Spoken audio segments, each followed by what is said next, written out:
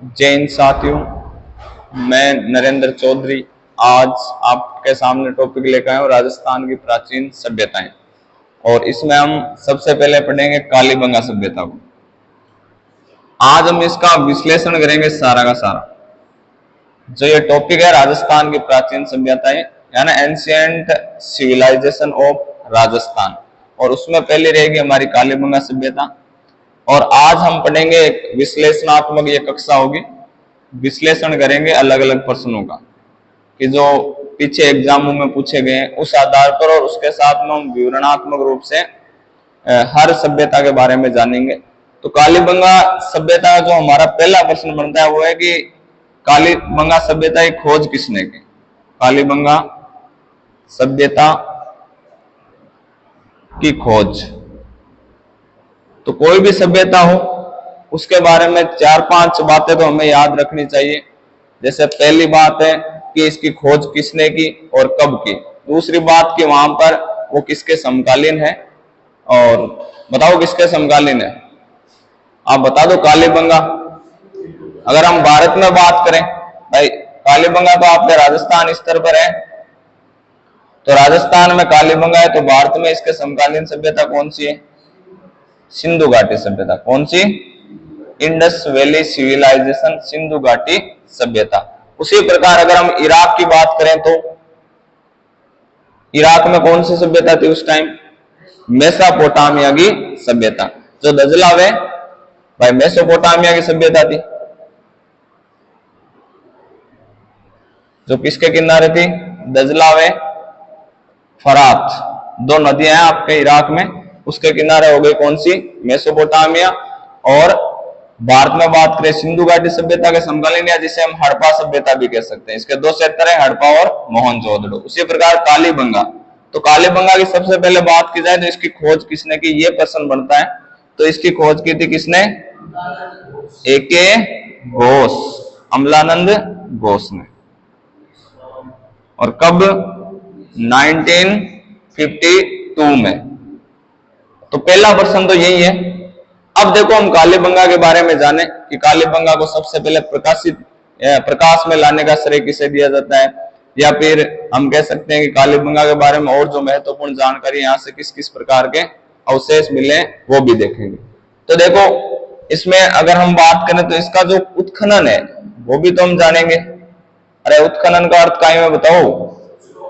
खोदना। मारवाड़ी में कहा आपने सीधो सीधो शब्द उत्खनन का अर्थ होता है वहां पे खुदाई किस किसने की। तो सबसे पहले देखो अगर खुदाई की हम बात करें तो किस किसने की है, तो यहाँ पे 2-3 लोग हैं, जो 2-3 हम कह सकते हैं इतिहासकार है जिनके निर्देशन में यहाँ पे उत्खनन का काम हुआ। तो देखो पहला अगर हम देखें तो कौन है? बीबी लाल और बीके थापर। तो बीबी लाल और बीके थापर, देखो इनको बीबी लाल है ना ब्रज वासी। अब बीवी करा या बी करा बात एक ही है, लेकिन कटी बीबी मिल जाए और कटी बीवी मिल जाए तो बीवी के मार बीबी के वहां। तो बीबी आपने साधारण का ये मारवाड़ी को शब्द है। और तो ब्रजवासी लाल वे बीके थापर, बालकृष्ण थापर, इन्होंने क्या करी थी यहाँ पे सबसे पहले उत्खनन का काम किया था। कब किया था बताओ? 1961 से 1964 के मध्य। तो इनका समय भी आप याद रख सकते हो, 1961 से लेके 1964 तक। ठीक है, और कहां भागी? बढ़िया, चलो तो कर लो यहाँ आज लिखन में पूरा ध्यान दे रही है। अब हाँ सीरियस हो 4th ग्रेड के प्रति। अरे 4th ग्रेड चिंता मत करो, सगड़ा सिलेक्शन करवा दिया, बेफिक्र होता है। तब बस पढ़ाई पर जोर दियो। अब देखो 2 नंबर है 1964 ले, और 69 तक किसने की थी? MD खर्रे ने क्या करी यहाँ पे उत्खनन का काम, या इनके निर्देशन में यहाँ पे उत्खनन कार्य किया गया। तो देखो खोज किसने कर दी बताओ? अमलानंद घोष ने। कब करी? 1952। फिर यहाँ पे उत्खनन का काम किसने किया? बी लाल व बी के थापर, ठीक है। और उसके बाद में इन्होंने कब से कब तक? 1961 से 64 ईस्वी तक। और फिर 2 नंबर पे इनका काम किसने किया पूरा? वो क्या? एमडी खर्रे ने। किसने? एमडी खर्रे। और कब से कब तक? हम 1964 से लेके 1969 तक इन्होंने क्या कर दिया था? यहाँ पे उत्खनन का काम किया था। तो इतना याद रख लोगे। अब इसके बाद में देखो भाई, ये भी तो जानना पड़ेगा ना कालीबंगा का अर्थ क्या होता है। शाब्दिक अर्थ देख लो।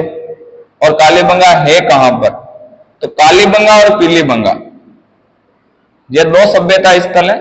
यहां से कोई खास अवशेष नहीं मिले। यहां से जैसे बाबा रामदेव जी की मूर्ति मिली है, बाबा रामदेव जी की मूर्ति के अवशेष। और इसके अलावा किस पेड़ के अवशेष मिले?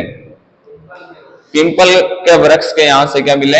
अवशेष मिले, पिंपल के वृक्ष के अवशेष, ठीक है। तो ये किससे संबंधित है? आपके पीलीबंगा। और एक है आपके कालीबंगा। अब तो काली प्लस बंगन, काली प्लस बंगा, इसका मतलब बंगा का अर्थ क्या होता है? चूड़ियां। तो इस क्षेत्र में क्या मिली? काले रंग की चूड़ियां। इस कहानी से क्या कहा जाता है? क्या कहा जाता है भाई? कालीबंगा कहा जाता है ना, जहां पे काले रंग की चूड़ियां मिली उत्खनन में। तो इस कहानी इसका नाम क्या दे दिया गया? काले रंग की चूड़ियां। अब देखो कालीबंगा है कहां पे? तो हनुमानगढ़ जिले में। कहां पे? हनुमानगढ़।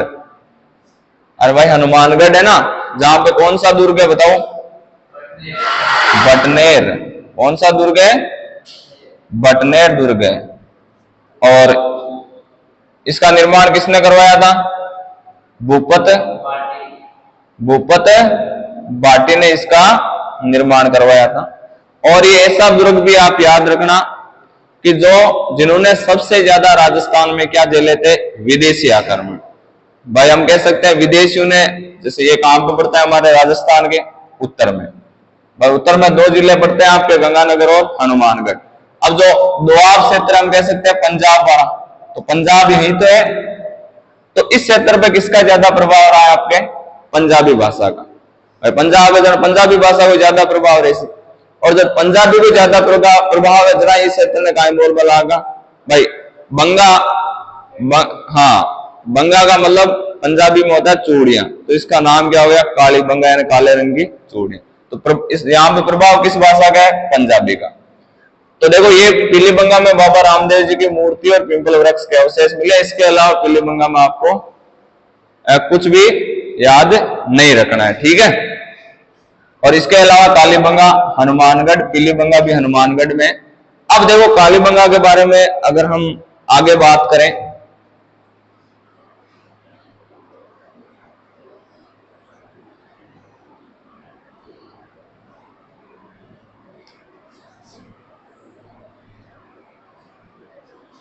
अब देखो कालीबंगा की सबसे पहले जानकारी किसने दी थी? कालीबंगा की सर्वप्रथम जानकारी देने वाला व्यक्ति कौन है? सर्वप्रथम जानकारी किसने दी? एलपी टेसी टोरी ने। एलपी टेसी टोरी ने सर्वप्रथम इसकी क्या दी थी? जानकारी दी थी। तो शुरुआत में देखो कालीबंगा की खोज किसने की? अमलानंद घोष ने 1952 में। उत्खनन किसने किया?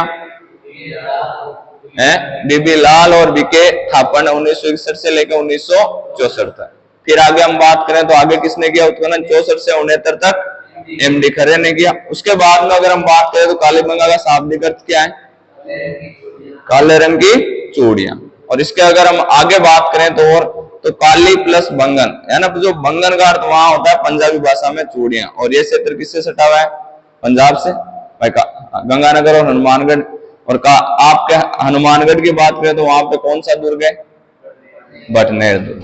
और बटनेर जो दुर्ग है वो हम कह सकते हैं जिन्होंने सबसे सर्वाधिक विदेशी आक्रमण झेले। और ये मिट्टी का बना राजस्थान का पहला दुर्ग है। मिट्टी का बना राजस्थान का पहला दुर्ग कौन सा आपके? और इसका निर्माण किसने करवाया? भूपत भाटे ने।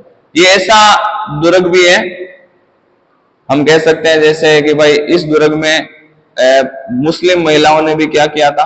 जौहर किया था। ठीक है, राजस्थान का एकमात्र दुर्ग जहां पर मुस्लिम महिलाओं ने भी क्या किया है? जौहर किया है।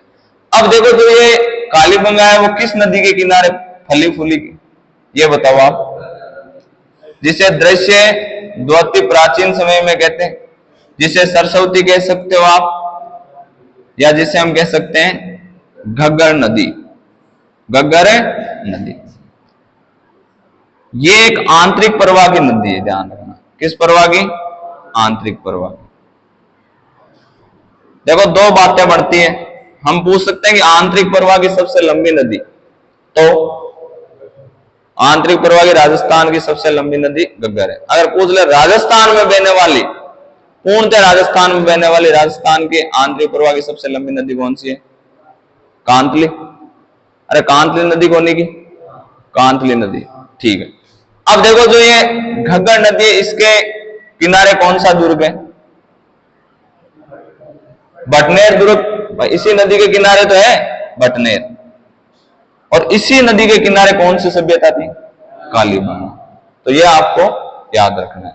अब इसके अलावा जैसे दूसरा प्रश्न क्या बनता है, पहला हमारे क्या हो गया? क्लियर है? फर्स्ट भाई विश्लेषण किया हमने पहले प्रश्न का कि कालीबंगा सभ्यता की खोज किसने की।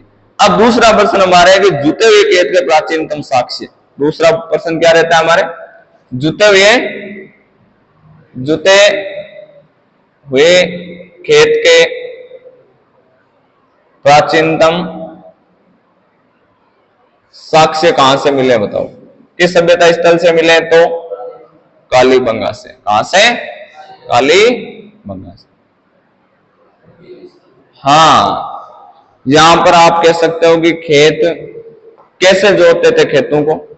इस प्रकार से, पहले ऐसे खेती करते हैं, ठीक है, और फिर ऐसे।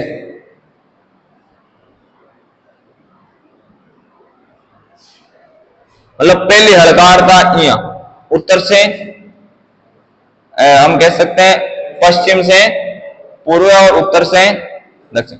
इस प्रकार खेती की जाती थी ताकि मिट्टी का जो मिक्सअप है वो सही ढंग से हो जाए और खेती अच्छी हो।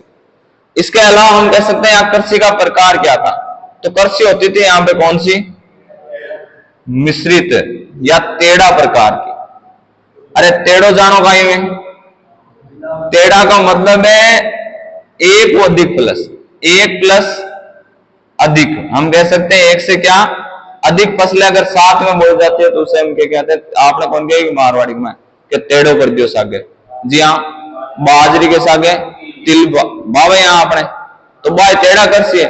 एक मतलब एक व अधिक काय करता सागे फसला पाता एक कृषि गाय का वहां पर टेढ़ा प्रकार की कृषि या मिश्रित यहाँ पे कृषि की जाती थी। ठीक है, अब चलो हम आगे बात करें तो यहाँ की लिपि कौन सी है? कौन सी है भाई बताओ? लिपि बताओ। अरे लिपि को पता है क्या? लिपि कौन ध्यान में? जबकि लिपि सिंधु घाटी सभ्यता की है ना, बाकी बात लिपि की है। हाँ, ये इसकी लिपि की अगर हम बात करें तो कौन सी थी? तो लिपि को हम अंग्रेजी में तो कहते हैं बुस्ट्रोफेदम। बुस्ट्रोफेदम। इसके अलावा इसे और क्या कहा जा सकता है? सर्पिलाकार। कौन सी? सर्पिलाकार कह सकते हो।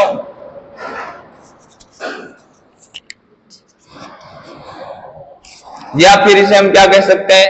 गोमूत्राकार। गोमूत्राकार। या इसे और क्या कह सकते हो? भाव चित्रात्मक। क्या कह सकते हो? भाव चित्रात्मक। तो देख लियो, अत्ता नाम है, याद रख लीजिए।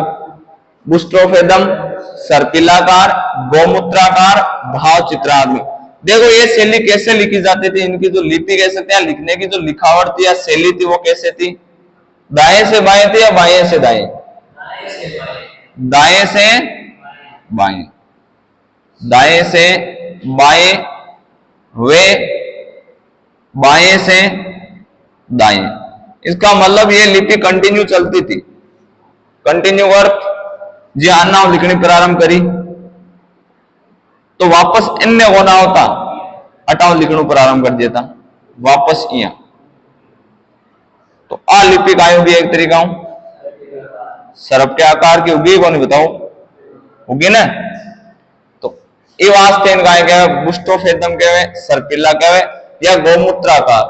गाय जब मूत्र करते हो तो उसके जो आकार होता है उसको हम क्या कह सकते हैं भाई आपके गौमूत्राकार। तो ये भी देखो एक लिपि तो नाम बुष्टोफेदम है या भाव चित्रात्मक या सर्पिलाकार।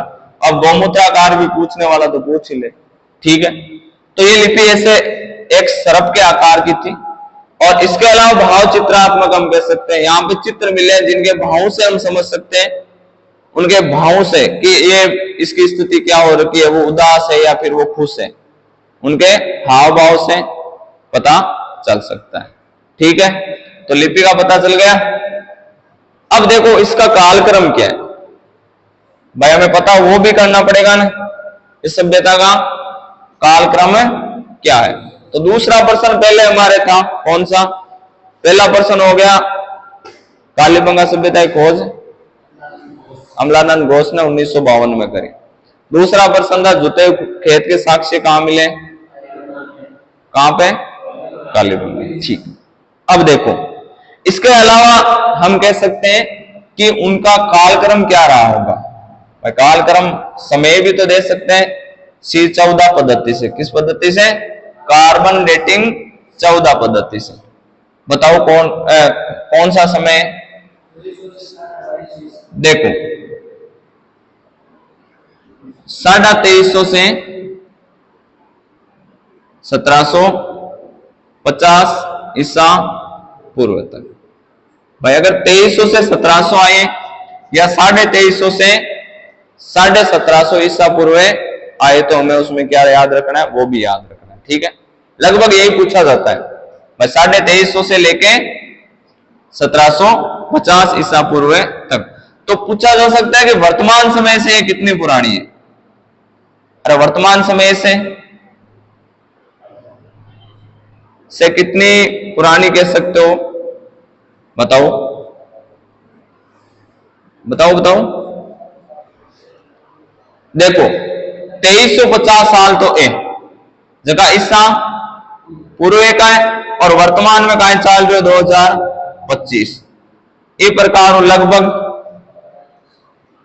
4375 साल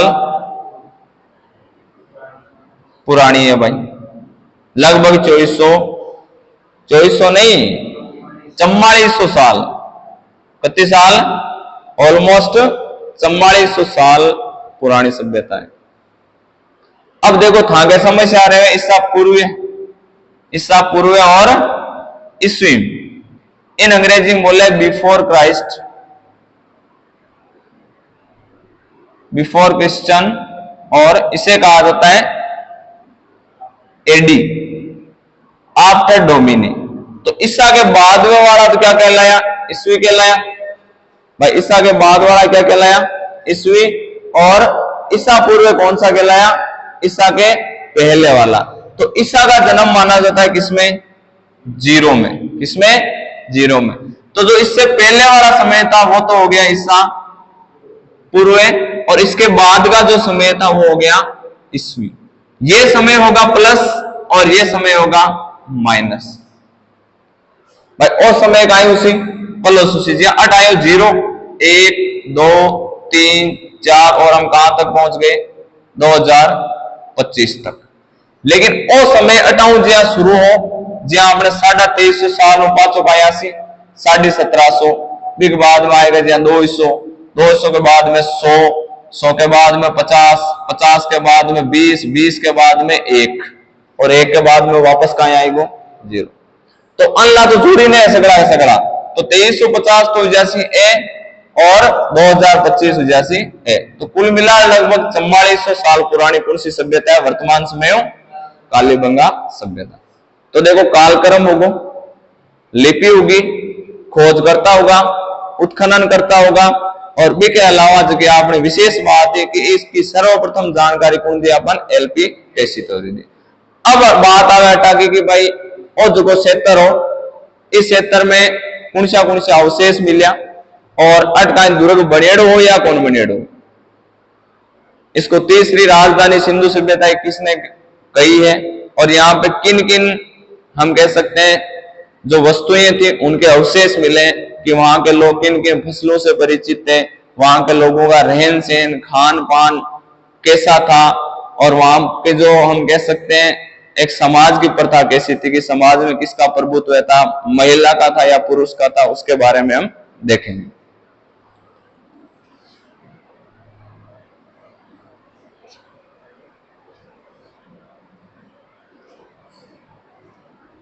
अब जो हमारे आगे प्रश्न रहेगा वो रहेगा कि कालीबंगा के महत्वपूर्ण साक्ष्य इसमें क्या क्या मिले हैं कालीबंगा से। तो कालीबंगा से प्राप्त महत्वपूर्ण साक्ष्य या अवशेष कह सकते हो, एक ही बात है अवशेष या साक्ष्य। बताओ भाई कालीबंगा कौन सा महत्वपूर्ण साक्ष्य मिला। एक नंबर देखो, बताओ फर्स्ट टाइम जुते हुए खेत के साक्ष्य। ये कई बार एग्जामों में पूछा गया है और ये 4th ग्रेड के लिए तो बहुत ज्यादा इंपॉर्टेंट रहने वाला है। बी के अलावा एक खोपड़ी मिली है जगह के अंदर कत्ता छेद है 6 छेद। बोल लो बी टाइम का लोग भी शल्य चिकित्साओं सर्जरी जानकार आ, देखो चीर फाड़ करने जानता सान लागेगी बागी जी लोग चीर फाड़ कर ही दिए हैं कोई तांत्रिक वांत्रिक हो तो भी छेद कर दिया मनिया लागे बाकी भी टाइम तो हो। लेकिन कुल मिलाकर आप कह सका कि भारत में शल्य चिकित्सा को अगर समय पहले अवशेष मिले तो कट मिली है वो कालीबंगा। तो एक बालक की यहां पे क्या मिली है खोपड़ी।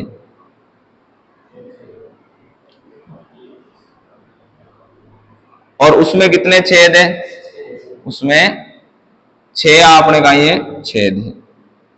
तो ये भारत में हम अगर भारत की बात करें तो भारत का ये प्रथम साक्ष्य है। और किसका, शल्य चिकित्सा का। किसका, शल्य चिकित्सा यानी चीर फाड़ करनी। भाई यहाँ तो छेद हुए ही को नहीं ना, तो शल्य चिकित्सा को अवशेष की जगह मिलियो आपने कालीबंगा सभ्यता में मिलियो है। और कहा एक बालक की खोपड़ी में 6 छेद।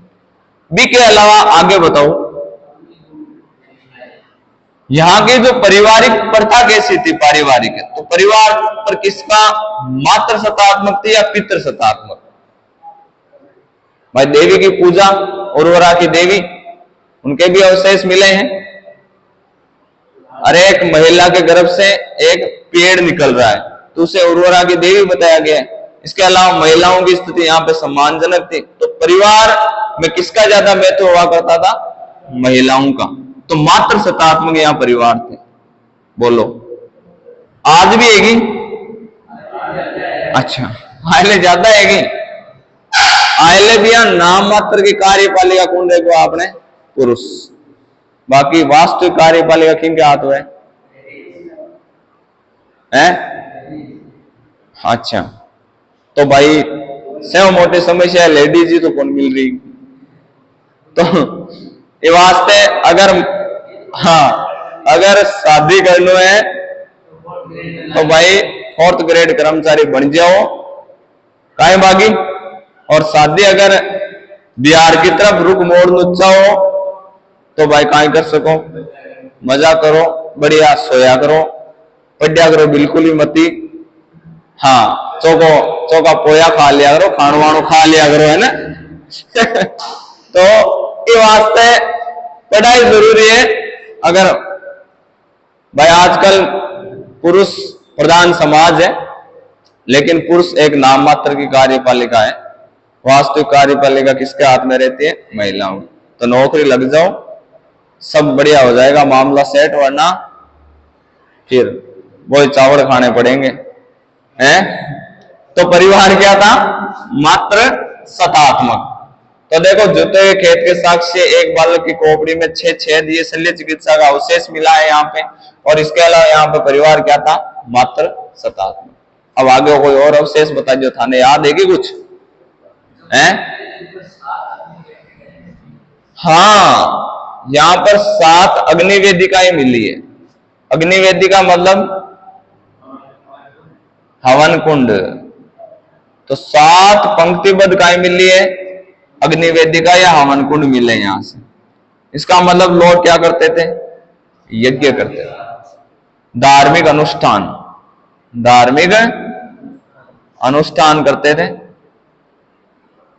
या ये हम कह सकते हैं क्या, यज्ञ करते थे। तो 7 अग्नि वेदिकाओं के साक्ष्य कहां से मिले आपको, कालीबंगा से। इसके अलावा हाँ, भूकंप के साक्ष्य मिले हैं भाई यहां से। किसके, भूकंप के साक्ष्य, बहुत ज्यादा इंपॉर्टेंट है, वेरी वेरी इंपॉर्टेंट। किसके साक्ष्य मिले, भूकंप के साक्ष्य यहां से मिले, भूकंप के साक्ष्य। अब जो जुता हुआ खेत मिला वो किस दिशा में मिला है, किस सिर्फ पूर्व दिशा में या दक्षिण पूर्व दिशा में? हाँ, इस सभ्यता के दक्षिण पूर्व दिशा में क्या मिला है, जुता हुआ खेत। आप भी ध्यान रखिए भाई, कणाए कणाए आग लोग खड़ दिमागी हुए, तो कोई अगर डीप प्रश्न पूछे तो जुते हुए खेत के साक्ष्य कालीबंगा में किस साइड में मिले, किस दिशा में मिले, दक्षिण पूर्व दिशा में। अब देखो जो कालीबंगा है वो 2 भागों में विभक्त था। कालीबंगा कितने भागों में विभक्त था, 2 भागों में, यानी इस कालीबंगा सभ्यता के 2 भाग थे। एक का नाम था दुर्गीकृत,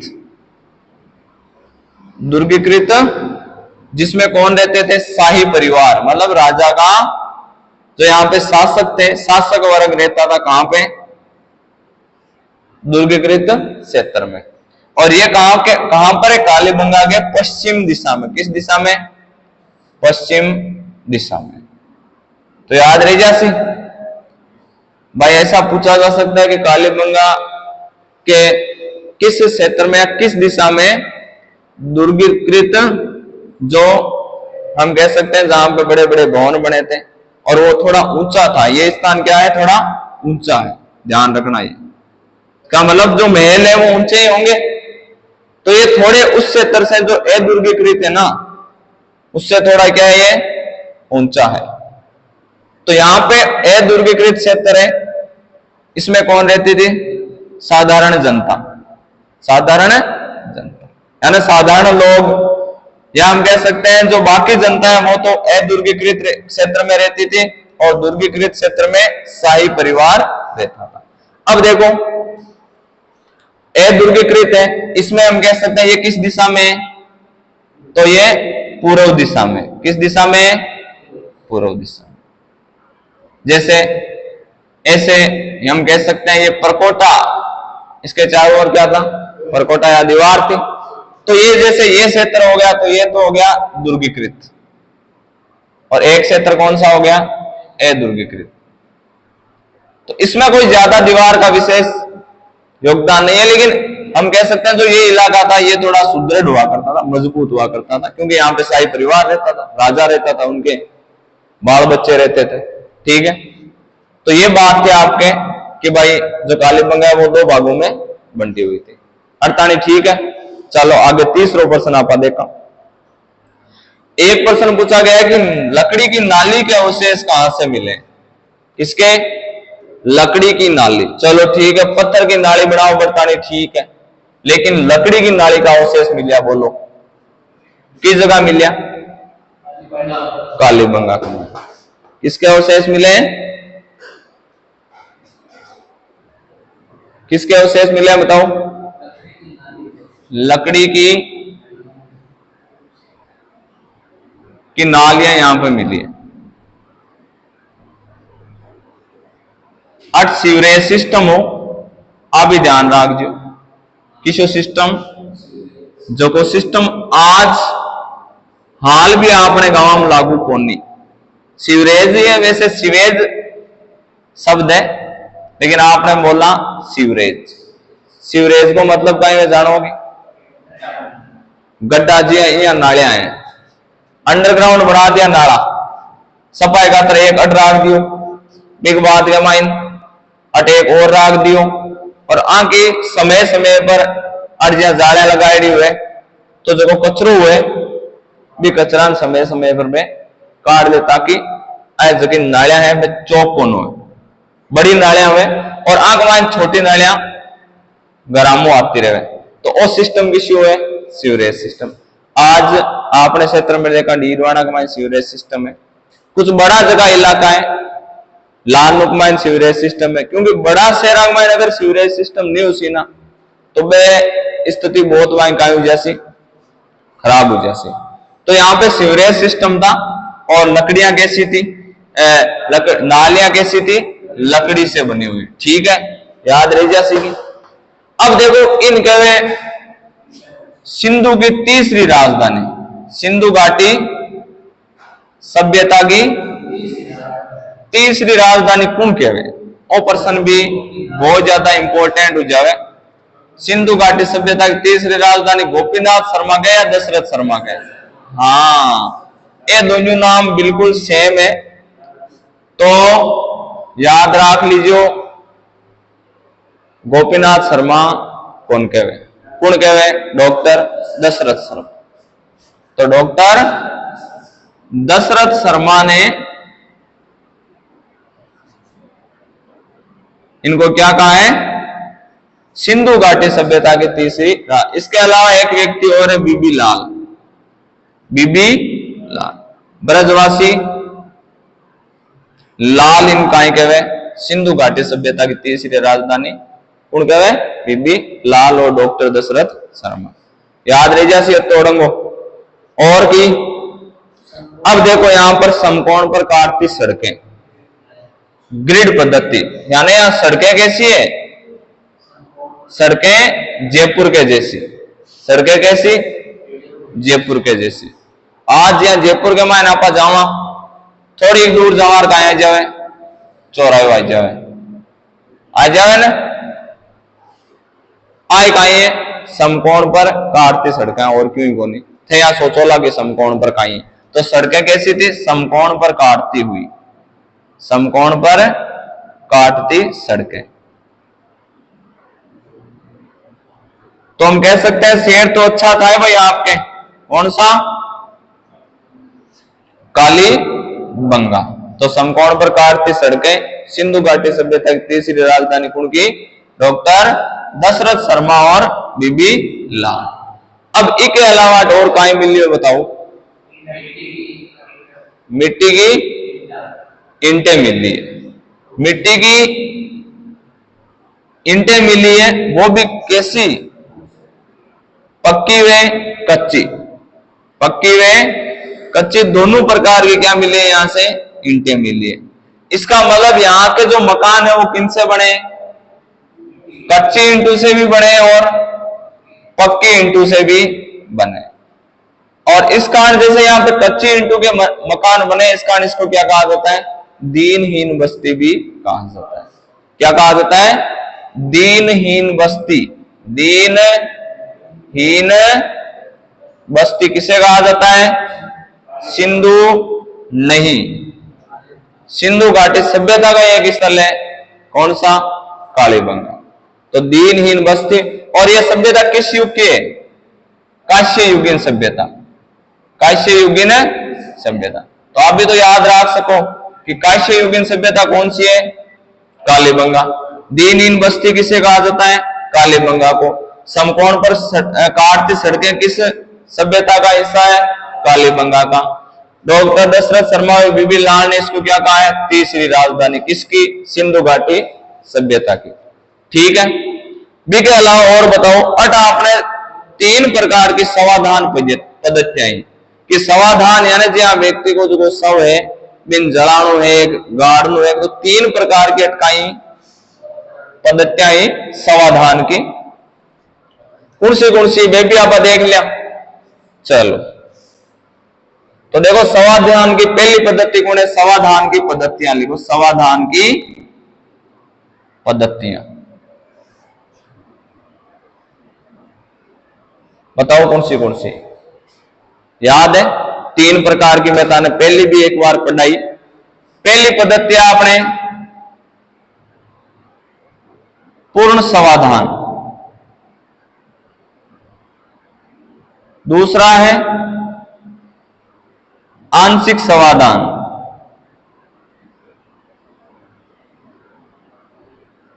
और तीसरा है कलश समाधान। एक आई भाई, ये 3 पद्धतियां की समाधान की पद्धतियां ही याद रख सको आपने। ठीक है, ठीक याद रह जासी। एक या अगली जगह पूर्ण समाधान पद्धति किसी जकिक माइन पूर्णतः उसको क्या कर देते थे, लाश को गाड़ देते थे। क्या कर देते थे भाई? कब्र में दफन कर देना, कब्रिस्तान मिले यहां से तो उसमें कभी ऐसा भी वहां पे देखा गया है, उनकी खुदाई हुई तो पता चला कि पूरा का पूरा शरीर क्या हुआ है, कब्रिस्तान में, या हम कह सकते हैं उस कब्र में है। आंशिक समाधान का मतलब है जैसा कोई व्यक्ति मरा, उसका शरीर को फेंक दिया, कुत्तों ने, जो भी जानवर है वनों में फेंक आया करते थे, और लास्ट में जो बचता उसको क्या कर देते हैं, गाड़ देते। और कलश समाधान क्या है? कलश समाधान जलाना नहीं है। कलश समाधान क्या हुआ करता था? कलश समाधान का मतलब है जैसे पूर्ण समाधान हो गया, उसको गाड़ दिया, लेकिन उसके साथ में कलश, कलश यानी लोटा, इसके अलावा आभूषण। अब आभूषण उस टाइम पत्थरों के थे, कुछ धातुओं के थे, तो वो साथ में उसके दफनाए जाते थे। वो क्या कहलाता है आपके? कलश समाधान। तो 3 प्रकार के समाधान के कई प्रक्रियाएं।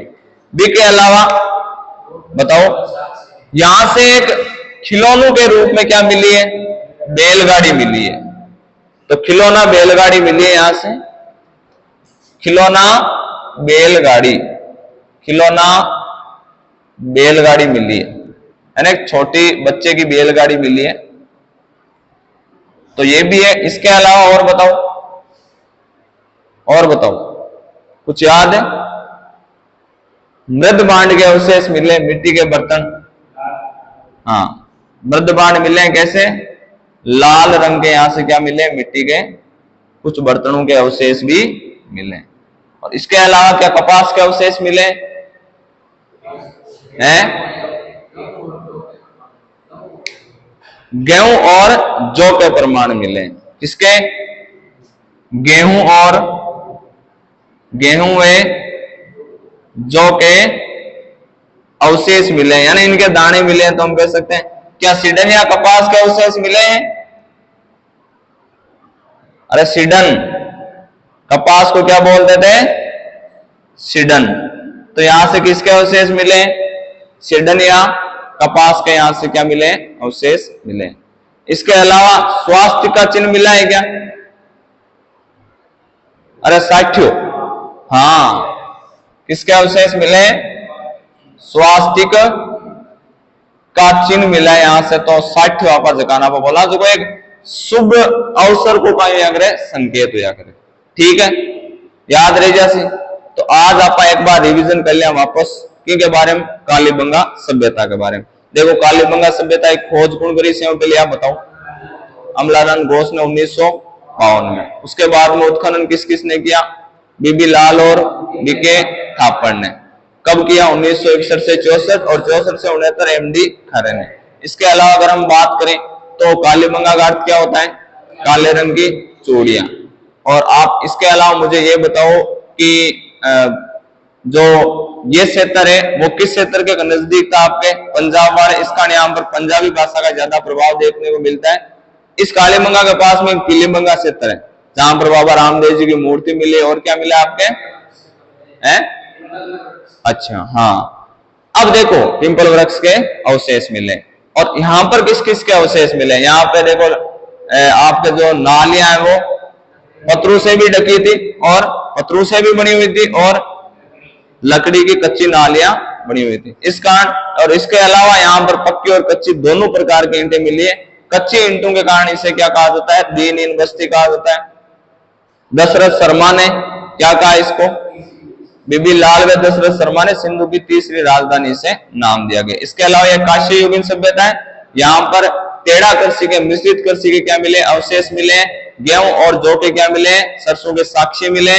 कपास या सीडन के अवशेष मिले। और समाधान 3 प्रकार से होता था, पूर्ण, आंशिक व कलश समाधान। और इसके अलावा यहाँ से और क्या मिला बताओ, भूकंप के साक्ष्य, 7 अग्नि वेदिकाएं इत्यादि मिली है। तो कैसी लगी आपको क्लास? ऑनलाइन भी साथ में थी, ऑफलाइन भी साथ में थी। अगर आपको अच्छी लगी तो आप इसे जरूर शेयर करें। धन्यवाद।